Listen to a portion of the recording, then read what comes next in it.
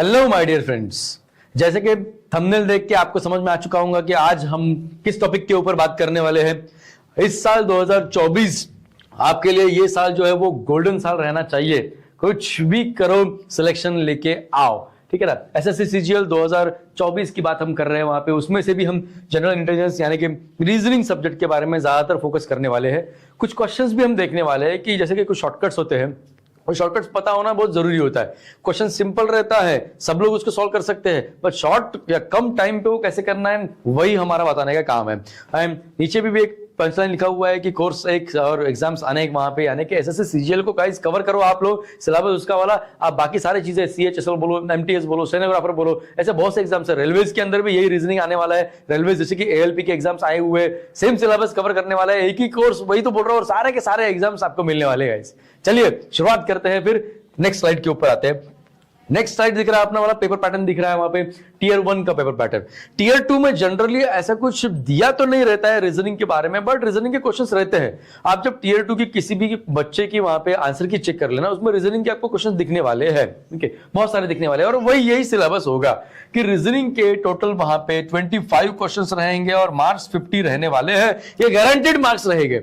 वो आपका इतना कॉन्फिडेंस रहेगा रीजनिंग के अंदर, एक बार आप पढ़ के तो देखिए एसएससी का रीजनिंग, वहां पे आपका खुद आप बोलोगे वहां पे कि सर ये 25 जो नंबर है, 50 नंबर जो हमारे वाले ये तो छूटने नहीं वाले हमसे वहां पे। बस इस तरीके से क्या अपने पढ़ना है सारा का सारा।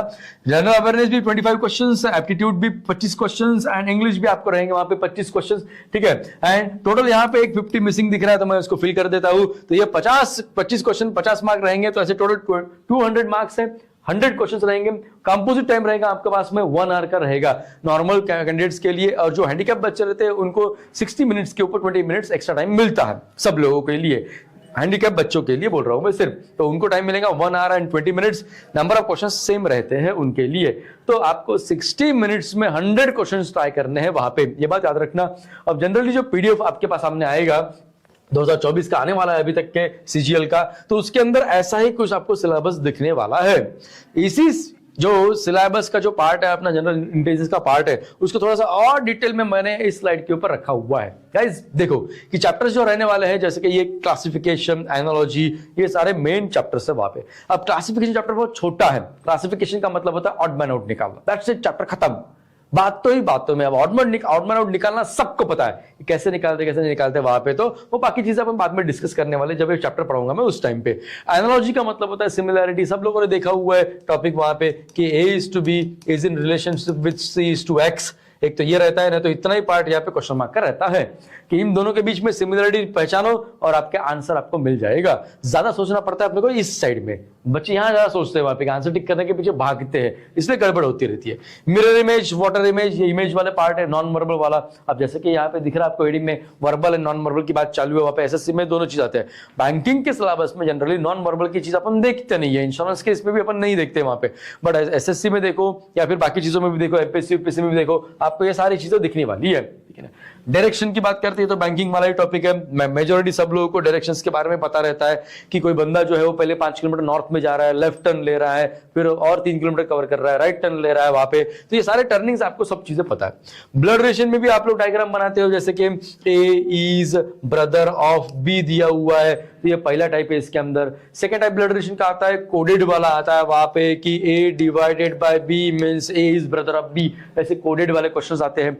एंड तीसरा मेजॉरिटी इंपॉर्टेंट पार्ट है इंडिकेशन ब्लड रिलेशन, कि इंडिकेशन ब्लड रिलेशन में भी 3 टाइप आते हैं वहां पे, कि जैसे कि एक क्वेश्चन आप लोगों ने देखा होगा कि pointing towards a photograph, a man said, photograph देखते हुए कि आदमी बोल रहा है कि ये जो है, ठीक है ना, ये मेरे भाई के पापा के वाइफ का बेटा है, ठीक है ना। तो ऐसा जो क्वेश्चन आपके सामने आएगा इसको कहते हैं इंडिकेशन ब्लड रिलेशन। उसमें भी 3 टाइप है, वो 3 टाइप क्या है अपन डिटेल में बाद में जब चैप्टर पढ़ेंगे तब देखने वाले हैं।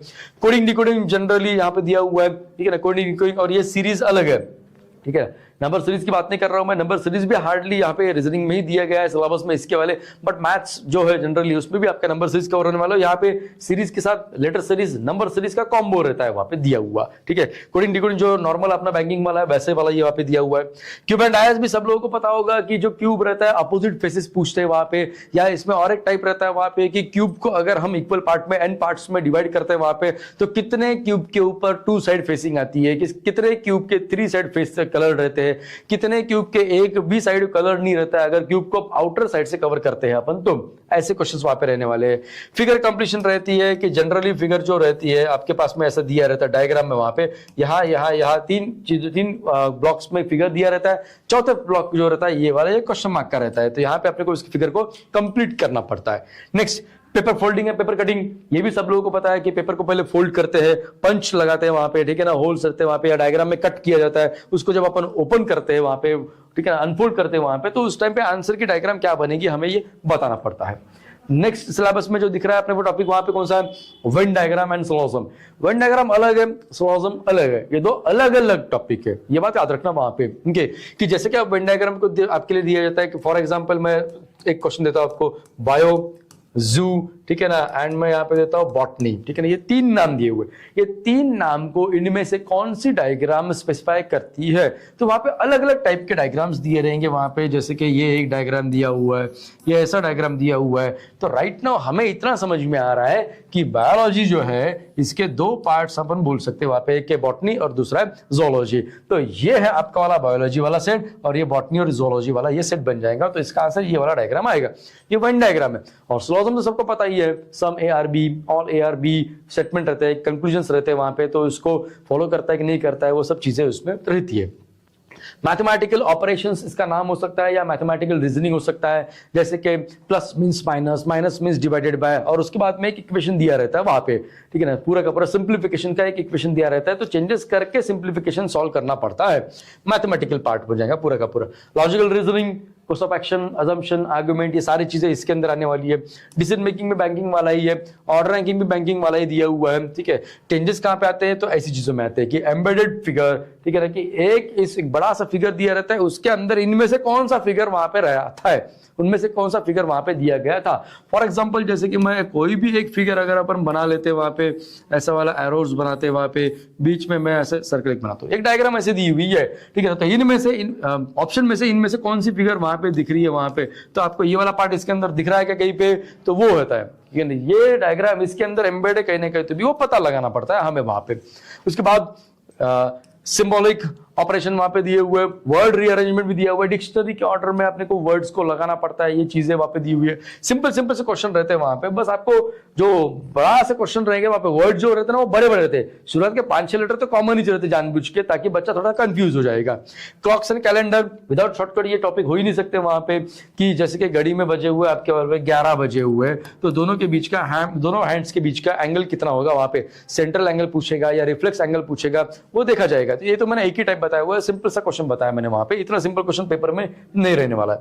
नेक्स्ट काउंटिंग फिगर्स रहेगा वहां पे, कि ये एक यहाँ पे आपको ट्रायंगल दिया हुआ है, इसके अंदर कितने टोटल ट्रायंगल्स होंगे वो बताओ वहां पे, counting rectangle, counting square, counting circle, ठीक है ना, जो भी है वो काउंटिंग फिगर्स के अंदर वो आने वाला है।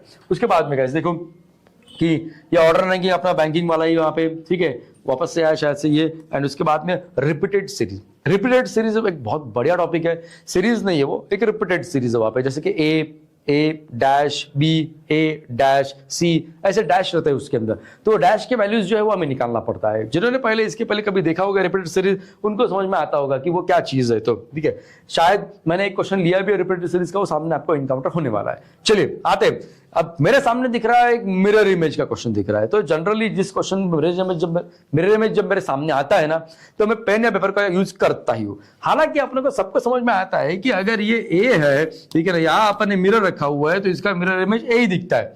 जनरली हम ए का क्या करते हैं, लेफ्ट का राइट करते हैं मिरर इमेज में, और वाटर इमेज में अपन क्या करते हैं, टॉप का डाउन और डाउन का अप करते हैं। फॉर एग्जांपल रफ पेज आपको दिया रहता है, पेन आपको दी रहती है, बस ये जो डायग्राम है ना छोटी सी, तो जो डायग्राम मैंने ऐसे रफ पेज के ऊपर मार्क कर लिया, आप 2 मार्क करो सिर्फ, चलता है वहां पे, इतनी सब चीजें यूज करने की जरूरत नहीं है, आप छोटी डायग्राम मार्क करना इतनी सी वहां पे रफ पेज के ऊपर, बट उसको थोड़ा सा स्ट्रांग बनाना, बोल्ड ऐसे दबा के बनाना पेन से वहां पे, ओके। और जब इसका मिरर इमेज पूछता है ना, तो उसको लेफ्ट का राइट कर देना, तो ये जो आंसर रहेगा ये आपका फाइनल आंसर रहेगा, और डायरेक्टली देख के आंसर टिक करो। सोचने में टाइम पास करने से अच्छा है कि देखने में, जल्दी देख के आंसर निकालो वहां पे। फॉर एग्जांपल जैसे अपन ये 2 की बात भी करते हैं, तो जब मिरर इमेज होता है तो 2 आपका ऐसा दिखता है वहां पे, इतनी चीजें बच्चों को समझ में आ जाती है। तो मिरर इमेज में याद रखो कि लेफ्ट का राइट करें। इसी का अगर मुझे वाटर इमेज निकालना रहता तो यहाँ पे वहां पे आपको एक ऐसा बताया जाएगा कि यहाँ वाटर इमेज निकालो, तो ये आपका वाला क्वेश्चन है और ये इसका वाला वाटर इमेज, चैप्टर खत्म। ठीक है ना। एक से एक शॉर्टकट है गाइस अपने पास में, बस आप एक बार पढ़ के तो देखो सारा का सारा सिलेबस, एक कोर्स सारे के सारे पेपर्स, ठीक है। लेट्स गो गाइस, अगले आते हैं। ये क्वेश्चन है आपका रिपीटेड सीरीज का, जो मैं बोल रहा था वहां पे। अब रिपीटेड सीरीज के भी बहुत से अलग अलग टाइप है। सबसे बेसिक जो शुरुआत होता है कि total number of elements count करने पड़ते हैं, ये चीजें पता होना गाइस अपने को, ठीक है। जैसे कि ये देखो, ये कितने एलिमेंट्स है, 3 और 3 6 और 3 9 3 12। जनरली 12 एलिमेंट्स होते हैं, तो 12 के फैक्टर 3 4 जा अपन देखते हैं 3 और 4, तो अपन 3 3 के या 4 4 के 3 ग्रुप ऐसे बनाते हैं। तो सबसे पहले मैं अगर यहाँ पे देखूंगा कि अगर मैं यहाँ पे 3 3 के अगर मैं ग्रुप बनाता हूं, तो ग्रुप के एंड पॉइंट या स्टार्टिंग के पॉइंट कुछ ना कुछ तो आपको आंसर वो खुद ही क्वेश्चन बताते रहेगा। जैसे कि इसका पॉइंट है बी, लास्ट पॉइंट, ठीक है ना, और इसका लास्ट पॉइंट क्या है, ए, यानी कि ये दो चीजें सेम सेम नहीं है। अगर ये दोनों सेम नहीं है तो ये दोनों सेम हो सकता है, वहां पे ऑल्टरनेट भी रहता है। वो पैटर्न जब अपन सारे के सारे पैटर्न देख लेंगे ना, तो आप उतना सोच पाओगे, आपकी सोच उतनी आगे आगे जाएगी वहां पे।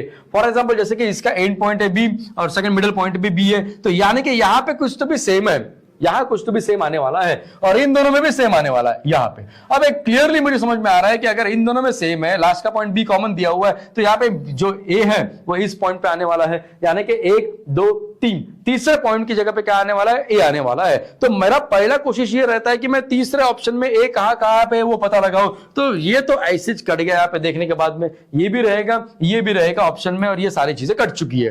अब लगे तो आप पुट करके देखो, या आपको जैसा चाहिए वैसा देखो वहां पे, ठीक है। आप समझो ये ऑप्शन में पुट करना चाहता हूं, पहला पॉइंट बी है, नेक्स्ट पॉइंट भी बी है, यहां पे जैसे मैंने बी पुट किया और यहां पे मैंने बी पुट किया, और लास्ट में क्या है वहां पे दिया हुआ है, ये ए दिया हुआ है और ये बी दिया हुआ है। गाइस ये ग्रुप सेम सेम दिख रहा है, मुझे बताओ अभी यहाँ पे ये है BBA और ये भी है आपका BBA, और यहाँ पे देखो ABB और यहाँ पे डबल AB है। इसके कारण क्या हुआ कि ये दो ग्रुप सेम नहीं दिख रहे वहां पे। अगर ये ऑप्शन नहीं तो यही आंसर रहता है। इतना सोचने की जरूरत नहीं है और उतना वेरीफाई करने की भी जरूरत नहीं है, ऑप्शन से भी आंसर निकालते आना चाहिए, ठीक है ना। तो ऑप्शन, और वो ऑप्शन आपको सपोर्ट के लिए दिए हुए, सिर्फ टिक करने के लिए दिए हुए नहीं है, इसका भी यूज किया करो इस वहां पे, ओके। सो और ये चीज मैं जो बोल रहा हूं ना, ये इंग्लिश में भी काम में आएगा, मैथ्स में भी काम में आएगा। बस आपका लॉजिक लगना चाहिए कि यार इस क्वेश्चन को मैं ऐसे वैसे भी कर सकता हूं, तरीके पता होना हमें।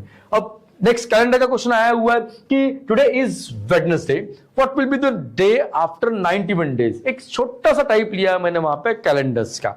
एक बात मुझे बताओ कि जैसे कि मैं बोलता हूं कि 7, ठीक है ना, कैलेंडर एक वीक बोला जाता है, वीक में 7 डेज बोला जाता है। एक शॉर्टकट बता रहा हूं तो ध्यान से सुनना, 7 दिन बाद वही सेम डे आता है, ये बात याद रखो। आज मंडे, 7 दिन बाद क्या आएगा, मंडे आने वाला है। चलो साथ में आज अपन यही ले लेते हैं ना, वेडनेसडे ले लेते हैं, मंडे का, कि आज वेडनेसडे, 7 दिन बाद वेडनेसडे आता है। तो 7 दिन बाद वेडनेसडे आता है तो 14 दिन बाद भी वेडनेसडे जाता है। दैट मीन्स 7 या 7 का मल्टीपल जो है, तो उसके बाद में सेम डे आता है। ये छोटी सी शॉर्ट ट्रिक है, ये बेसिक शॉर्ट ट्रिक है जो सबको पता होनी चाहिए या पता रहती है, बस वो टाइम पे क्लिक नहीं होती है। तो मुझे बताओ क्या 7 के टेबल में कहीं ना कहीं, तो भी 70 के बाद में बोल रहा हूं मैं, कहीं ना कहीं 91 आता है क्या? टेबल सिर्फ 10 तक के नहीं होते और भी सामने होते हैं, आप चेक किया करो वहां पे, बिल्कुल होता है वहां पे, ओके। सो 13 7 91 अपन देख लेते हैं वहां पे, यानी कि 91 डेज के बाद बोलो या 7 दिन बाद बोलो, आंसर वही रहेगा। 14 दिन बाद बोलो, 28 दिन के बाद बोलो, 35 दिन के बाद बोलो, आंसर वही रहने वाला है। दैट मींस आज वेडनेसडे है और अगर ये भी 7 का मल्टीपल है तो आंसर में भी कौन सा रहेगा, नेक्स्ट 91 डेज बाद में भी वेडनेसडे ही रहने वाला है। छोटे छोटे से एक ट्रिक बता रहा हूं पूरे चैप्टर के बारे में, ठीक है ना। कुछ भी क्वेश्चन पेपर में आ सकता है, बस चैप्टर के बारे में इंट्रोडक्शन और उसके कितने टाइप्स है ना, वो थॉरो नॉलेज हमें उसका होना चाहिए, ठीक है। लेट्स लुक आते हैं काउंटिंग फिगर्स का। ये क्वेश्चन दिया हुआ है कि एक स्टार, ये क्वेश्चन में जनरली काउंटिंग फिगर्स जब ट्रायंगल काउंट करते हैं ना, सबसे पहला क्वेश्चन मैं ये लेता हूं, ठीक है। और ये पेपर में मेजॉरिटी आया हुआ है, मेजॉरिटी। इसकी शॉर्ट ट्रिक कितनी है कि आपके पास में ये जो ऐसा ये स्टार दिख रहा है, छोटा मोटा सा स्टार, स्टार के एंड पॉइंट यहाँ 5 है, 6 भी है, अलग वाला स्टार 7 भी आया, तो कुछ नहीं है यहाँ पे एंड पॉइंट्स कितने हैं उसके वाले 1 2 3 4 5 है क्या, इसका शॉर्टकट है, इसका आंसर 10 टिक कर देने का। 6 आए क्या, 12, ठीक है ना। शॉर्ट ट्रिक है ये वाली चीज है, 5 दिखाना ही कि 10 टिक कर देने का वहां पे। समझ में आया क्या? बच्चे बाद में मुझे बोलते हैं वहां पे, सर हम ऐसे काउंट नहीं कर सकते क्या वहां पे कि ये 1 ट्रायंगल, ये 2 ट्रायंगल, ये 3 ट्रायंगल, ये 4 ट्रायंगल, ये 5, हमें तो 5 ही दिख रहे बोलते वहां पे, 10 कहां से लाए वहां पे। बाद में वहां पे बड़े बड़े जो ट्रायंगल्स है ना, वो बड़े बड़े ट्रायंगल्स भी देखना पड़ता है। जैसे कि ये देखो, ये वाला एक बड़ा सा ट्रायंगल बनता है वहां पे, ठीक है, ये एक वाला, ये बड़ा वाला, तो ऐसे और 5 है वहां पे, और 5 पता लगाओ, नहीं तो मेरे शॉर्ट ट्रिक्स फॉलो करो। 5 का डबल 10, ठीक है। लेट्स गिवन डैश बहुत ही बढ़िया टॉपिक है एंड बहुत ही बढ़िया शॉर्टकट्स है इसके अंदर। जनरली जो मैं एक शॉर्टकट सबको फॉलो करने का लगाता हूँ, एक तो एलिमिनेशन मेथड फॉलो करो या क्लॉकवाइज में फॉलो करो, मैं ऐसा बोलता हूँ वहां पे। इसके भी अलग अलग टाइप है, जैसा मैंने आपको इसके पहले वीडियो में बताया हुआ है, ठीक है। सो क्वेश्चन दिया हुआ है, observe the dash, two positions of the dash are shown, then 4 is at the bottom। जो 4 नंबर जो है वो बॉटम पे है ऐसा उसने दिया हुआ है, then what will be the number on the top। सीधी सी बात है, अगर 4 बॉटम में दिया हुआ है तो टॉप मतलब उसका अपोजिट फेस आपको निकालना है, ठीक है ना, अपोजिट फेस की बात है। मैं ज्यादातर डिटेल में नहीं जाना चाहूंगा वहां पे उसके, लेकिन अब अगर आप एलिमिनेशन मेथड लगाना चाहते हो या फिर और भी वही दूसरे शॉर्टकट लगाना चाहते हो, जैसे कि पोजीशंस के ऊपर भी आता है। फॉर एग्जांपल ये पोजीशन वाली शॉर्टकट, जैसे कि ये देखो ये वाला पोजीशन वाला है, अगर टॉप फेस पे 1 है, यहाँ पे भी 1, ठीक है ना, ये दोनों अगर टॉप फेस पे सेम नंबर है और सेम पोजीशन है उन लोगों का, तो ये जो रहता है ना फ्रंट फेस और ये साइड फेस, ये एक दूसरे के अपोजिट होते हैं।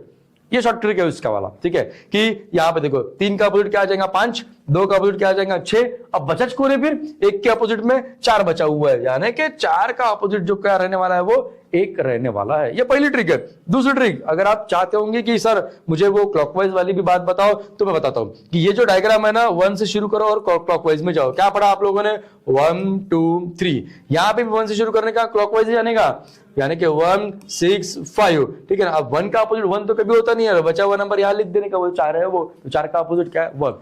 आप बोलो कितने ट्रिक्स चाहिए वहां पे, वो मेरा काम है कि कम टाइम में कैसे आए। जब तक के नहीं समझ में आएगा तब तक के हम पढ़ाते जाते हैं, ठीक है, लेकिन एक टाइम के बाद बच्चों को अपने आप से समझ में आ जाता है वहां पे, और बस टाइम पे कौन सी ट्रिक कब यूज करनी है वो आपको समझ में आना चाहिए। That's all guys. क्वेश्चन आया हुआ है क्लॉक्स का। अब क्लॉक का एक क्वेश्चन है, अच्छा क्वेश्चन है ये वाला। देखो क्या बोल रहा है, an accurate clock shows the time 8 o'clock, यानी कि ये fast clock, slow clock, accurate clock वाला टाइप है। क्लॉक में भी बहुत सारे क्वेश्चंस दिए रहते हैं, तो ठीक है। अब एक्यूरेट क्लॉक जो है वो कितना टाइम दिखा रही है आपको, सुबह के 8 बजे है, क्या शाम के 8 बजे, whatever may be in the morning. अच्छा मॉर्निंग दिया हुआ है, बहुत अच्छी बात है, fine. Through how many degrees will the hour hand rotate when the clock shows 2 o'clock in the afternoon, fine, ठीक है। सुबह के 8 बजे हुए, बाद में क्या बजने वाले, 2 बजने वाले। और एक बात बताओ कि जब वो बोल रहा है कि जब आफ्टरनून के 2, मैं सिर्फ और सिर्फ आवर हैंड की बात चालू है, आवर हैंड जो है ये ऐसे 8 बजते, तो थोड़ी देर के लिए मैं चाहता हूं ना कि आप लोग जो है ना ये मिनट हैंड की तरफ ध्यान मत दो, आप लोग सिर्फ किस पे ध्यान देना, आवर हैंड के ऊपर। और जब घड़ी में 2 बजते हैं, ठीक है ना, लगे तो मैं आपके लिए यहाँ पे 2 बजा के बताता हूँ, या ऐसे 2 बजते, वापस से बोल रहा हूं मैं, हमें ध्यान इसके ऊपर देना है। और जनरली 8 का अपोजिट क्या होता है गाइस, 2 होता है, यानी कि आवर हैंड जो है वो यहां से यहां जाने वाला है, यहां से यहां जाएगा, और वो क्या कितने वाला डिग्री कवर करने वाला है, वो एक सेमी सर्कल कवर कर रहा है। सेमी सर्कल का मतलब क्या हो जाएगा वहां पे, 180 डिग्री कवर करने वाला है सेमी सर्कल। कुछ बच्चे ऐसा भी सोचते हैं कि सर अभी 8 बजे हैं, थोड़ी देर के बाद 9 बजने वाले, मतलब कि इतना डिग्री वो कवर करने वाला है 1 घंटे में। 1 घंटे में कितना डिग्री कवर करेगा वो, 30 डिग्री। तो टोटल 8 के बाद 6 मतलब कि 6 आवर्स में, तो 1 घंटे में 30, तो 6 आवर्स में 180। कैसे भी करो, आई डोंट केयर, मुझे बस आंसर से मतलब है, मुझे बस आपका आंसर चाहिए। कुछ बच्चे तो स्पीड टाइम डिस्टेंस वाला भी टॉपिक लगाते हैं वहां पे, ठीक है, कि टाइम कितना घंटे का हो रहा है वहां पे, 6 आवर्स हो रहा है, 6 आवर्स को, और उसकी स्पीड जो रहती है वो रहती है हाफ डिग्री पर मिनट की स्पीड रहती है। तो 6 आवर्स को 60 से मल्टीप्लाई करते हैं, क्योंकि 6 आवर्स को मिनट में कन्वर्ट करना जरूरी है ना वहां पे।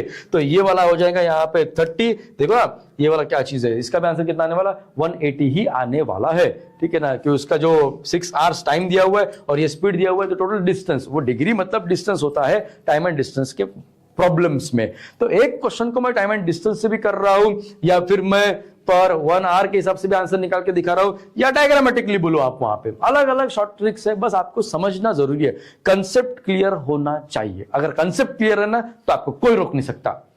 लास्ट स्लाइड हमारे दिख रही है, वहां पे ये भी क्लॉक का क्वेश्चन दिख रहा है, द रिफ्लेक्स एंगल। अब क्वेश्चन कौन सा है, रिफ्लेक्स एंगल का। बच्चों के पास में शॉर्टकट होती है सेंट्रल एंगल की। सेंट्रल एंगल का शॉर्टकट रहता है 30a minus ln/2 times of b की बात आती है, ठीक है, जिसमें से a का मतलब ये होता है 10 एंड b का मतलब होता है ये 25। मैं यहाँ पे पुट करता हूं 30 इंटू 10 माइनस 11/2 टाइम्स ऑफ यहाँ पे b की मतलब कितना दिया हुआ है यहाँ पे 25 मिनट, जितने मिनट है वहां पे मिनट वहां पे पुट करना है सीधा सीधा वहां पे, ओके।